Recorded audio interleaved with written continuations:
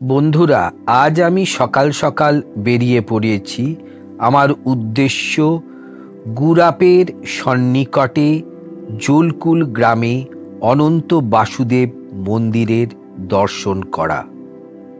আমার গোপীনাথ জিউর মন্দির নিয়ে যে ভিডিও আছে সেখানে আমি বলেছিলাম এক রাত্রি মহাপ্রভু চৈতন্যদেব কুঠিঘরে ছিলেন, সেই ঘর আপনাদের আমি দেখিয়েছিলাম।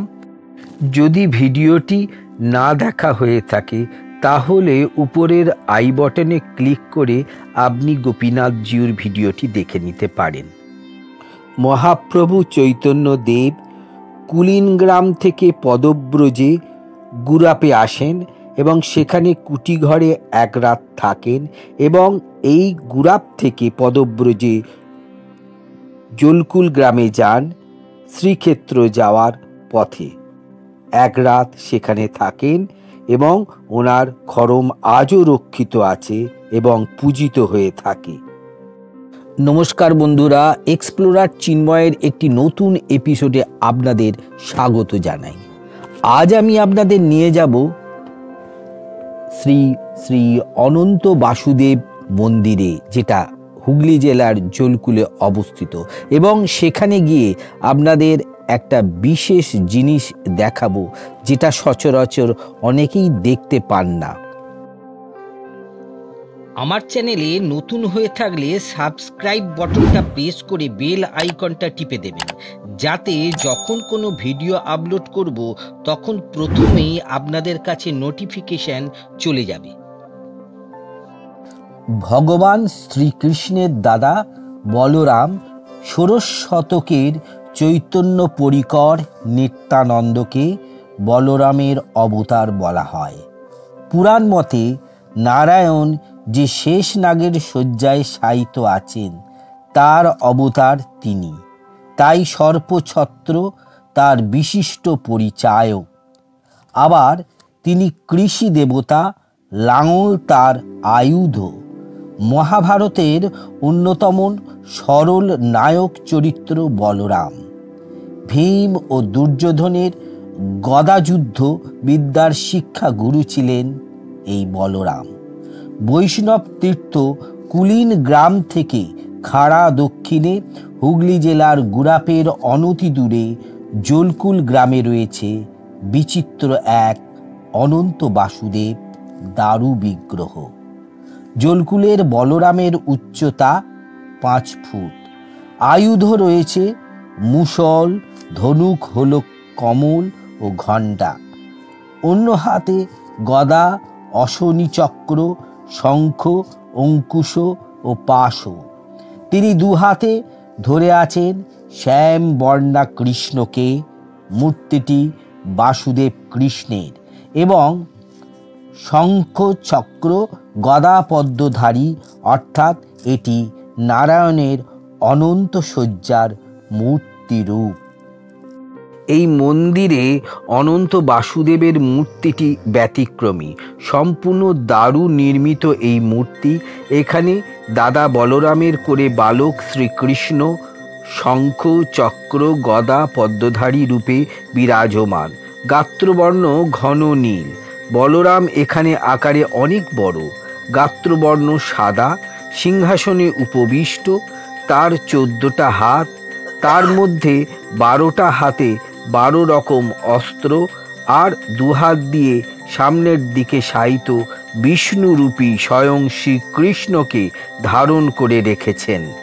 বলরামের মাথার ওপর 10টা নাগ, এছাড়া মূর্তি ঘিরে রয়েছে আরও 4টি নাগ, মোট 14টি নাগ। বসা অবস্থায় বলরামের ডান পা সামান্য সামনের দিকে প্রসারিত। বলরামের মাথায় বেশ বড় আকারের রূপোর মুকুট। শ্রী বিষ্ণুরূপী শ্রীকৃষ্ণের মাথাতেও রূপোর মুকুট। পুরাণ অনুযায়ী আদি শেষ নাগের অবতার বা সপ্তম অবতার হলেন বলরাম। এই মন্দিরে সব কিছুই 14টা। যেমন বলরামের 14টা হাত, তাকে ঘিরে আছে 14টা নাগ। ভোগ দেওয়া হয় 14 রকম। যারা মন্দির পরিক্রমা করে থাকেন তারাও 14 বার পরিক্রমা করেন। গুড়াপের ভিডিওতে গোপীনাথ জিউর মন্দির প্রসঙ্গে বলেছিলাম, মহাপ্রভু চৈতন্য দেব এক রাত বৈষ্ণব কুটিঘরে ছিলেন। সেই সময় মহাপ্রভু পদব্রজে শ্রীক্ষেত্র যাওয়ার পথে এই জলকুলের অনন্ত বাসুদেব মন্দিরে ছিলেন। এই অনন্ত বাসুদেব মন্দিরে তার জোড়া খড়ম আজও পূজিত হয়ে থাকে। তাই আই বটনে ক্লিক করে গোপীনাথ জিউর ভিডিও আপনারা দেখে নিতে পারেন।